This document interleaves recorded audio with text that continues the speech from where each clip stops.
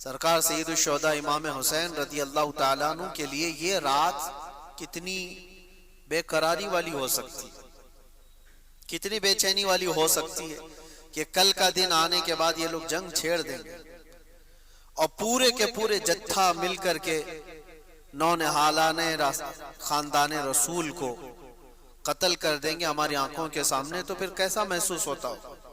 लेकिन मेरे अजीजों, खीमा इमाम हुसैन में कहीं पर भी बेचैनी और बेकरारी थी नहीं, कहीं पर भी नहीं थी।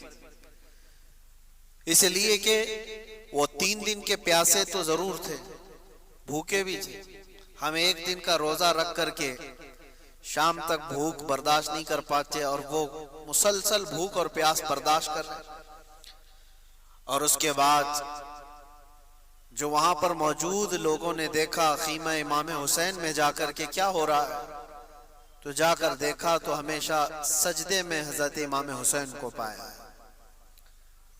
अल्लाह की बारगाह में इल्तिजा करते हुए सिर्फ ये कि मौला मुझे इस्तिकामत अता फरमा, पाँव में डगमगाहट ना आए, जलजला ना आए। अच्छे अच्छे लोग फिसल जाते हैं ऐसे इम्तिहानों के मौके पर।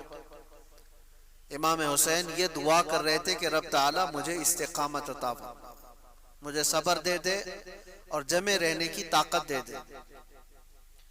ये इसलिए मैं अर्ज कर रहा हूं मेरे अजीजों, हमारी जिंदगी में आई हुई चीजें हमने देखी हैं, उस वक्त भी घबराहट और बेचैनी और बेकरारी इतनी बढ़ जाती है कि मौत सामने नजर आने लगती है।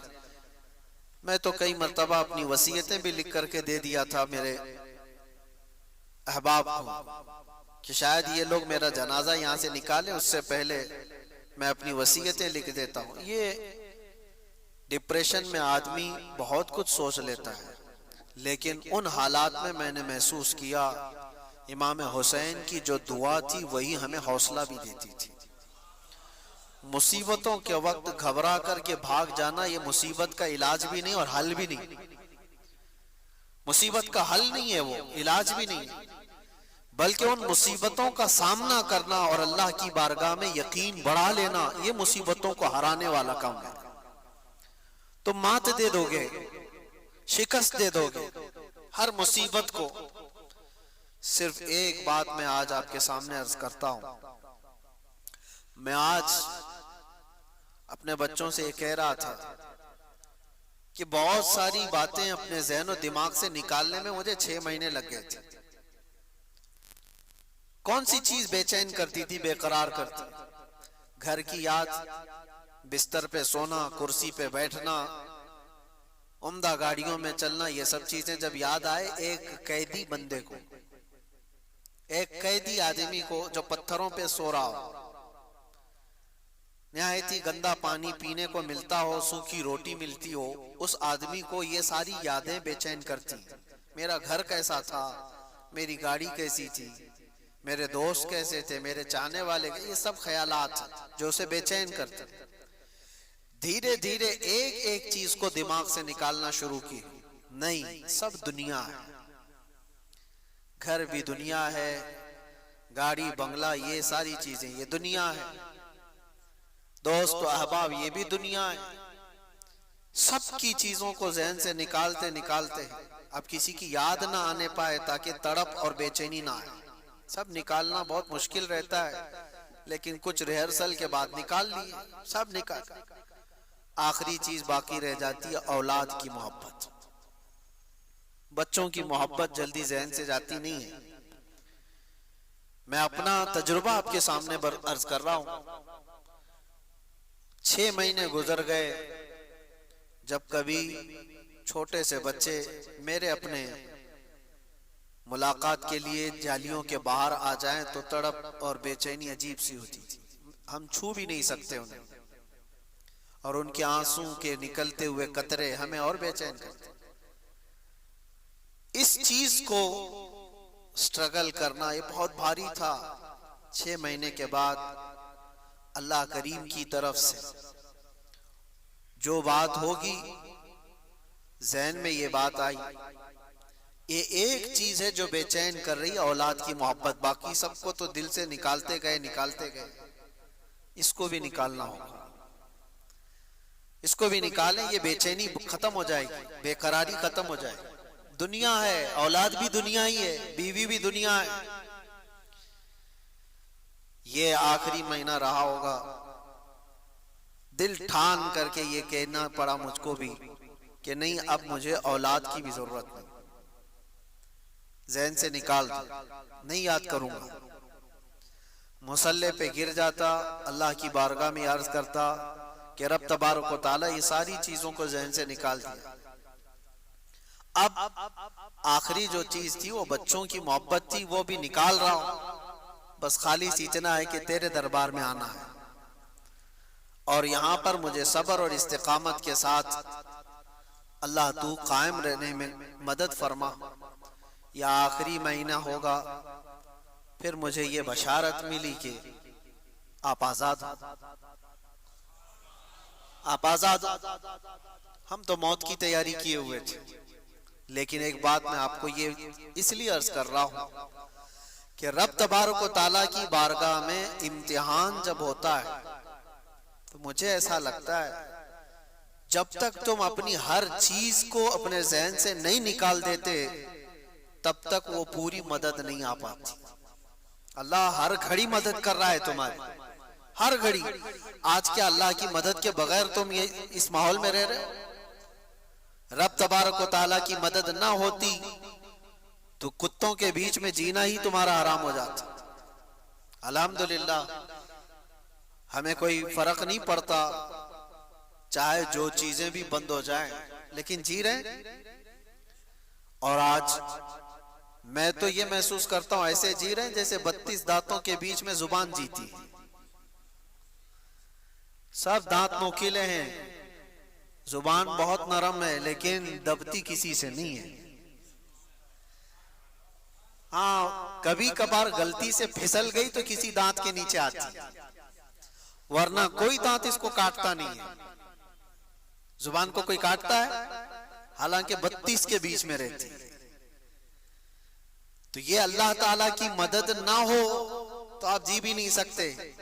रब तबारक व तआला की हर घड़ी मदद है, लेकिन जो पर्टिकुलर मुसीबत के वक्त जो मदद मिलनी है आपको, उसके लिए आजमाइश और इम्तिहान होते हैं। बहुतों को हमने देखा जुम्मा टू जुम्मा दुआ किए, कबूल ही नहीं हुई।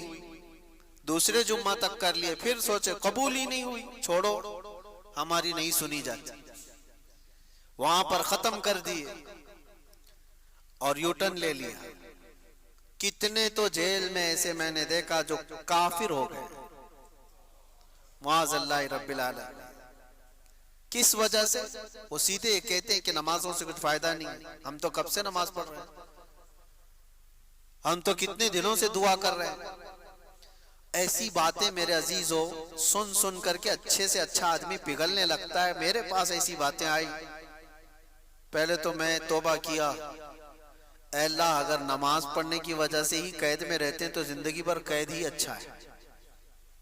जैसे लोग वहां कह रहे थे दुआ करने से दुआ कबूल नहीं होती, लेकिन थोड़े दिनों के बाद दिमाग में ये बात आने लगती है कि क्या हकीकत में दुआ नहीं कबूल होती? हमारी भी नहीं हो रही है, और हमारी तो छोड़ो, हमारे लिए पूरे पूरे हर खित्ता हर इलाका दुआ में मशगूल है।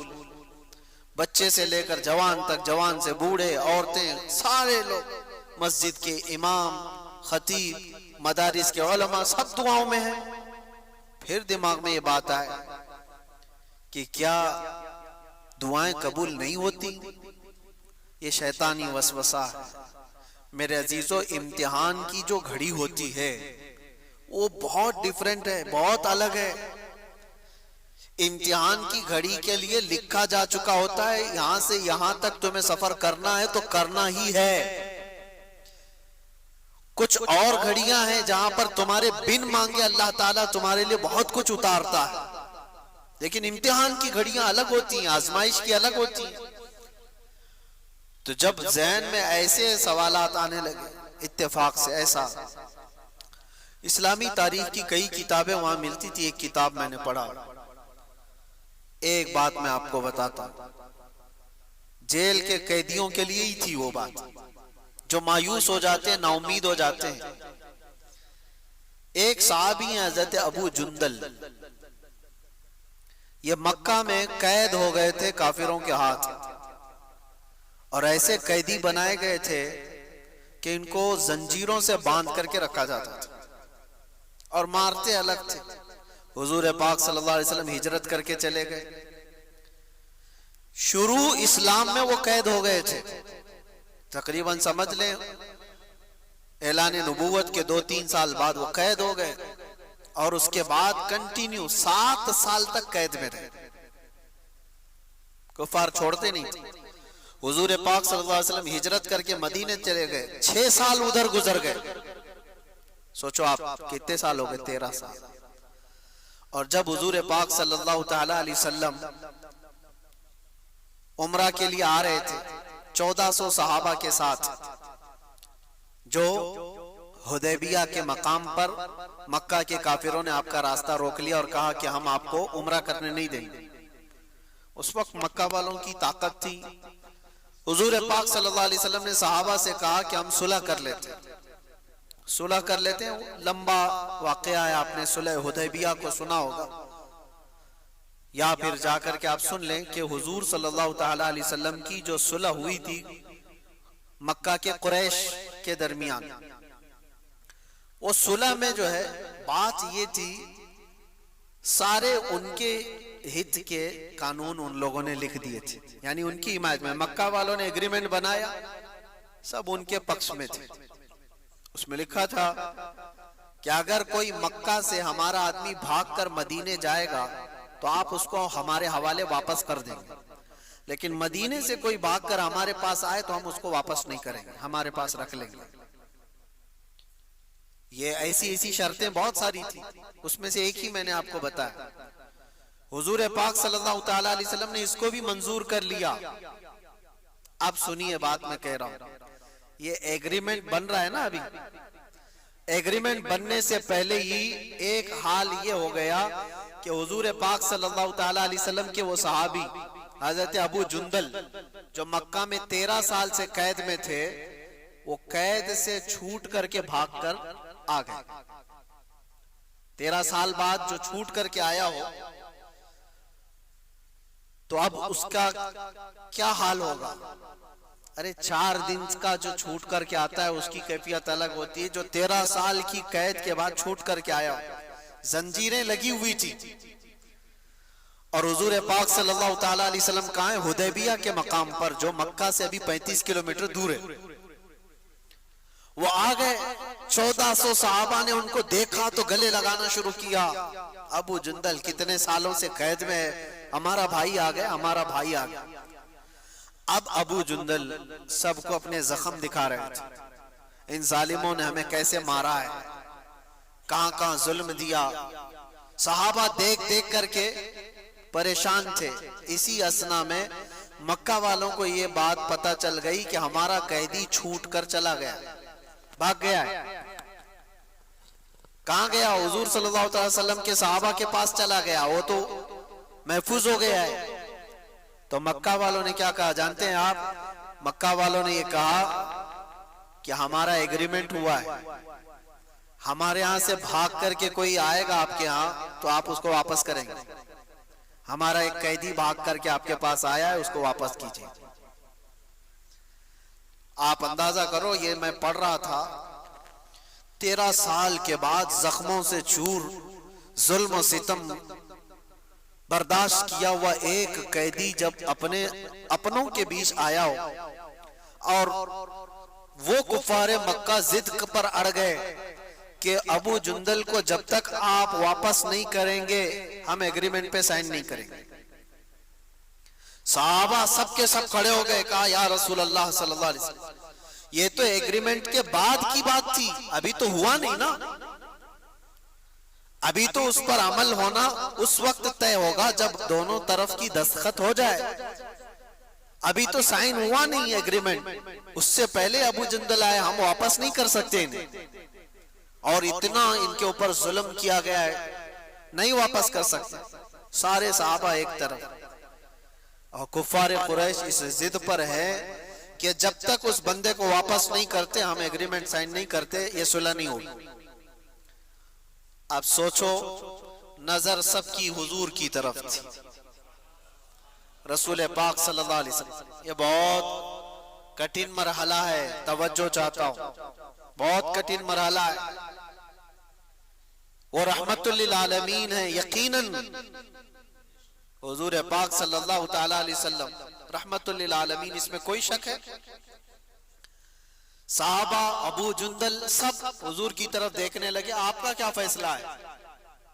हुजूर पाक सल्लल्लाहु अलैहि वसल्लम ने फरमाया, अबू जुंदल को हवाले कर दो, उनकी वापस कर दो।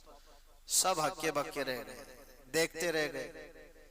कैसे हो सकता है जो हमारा बंदा हमारे पास आया हो इतने सालों तकलीफ उठाने के बाद, अब हुजूर फरमा रहे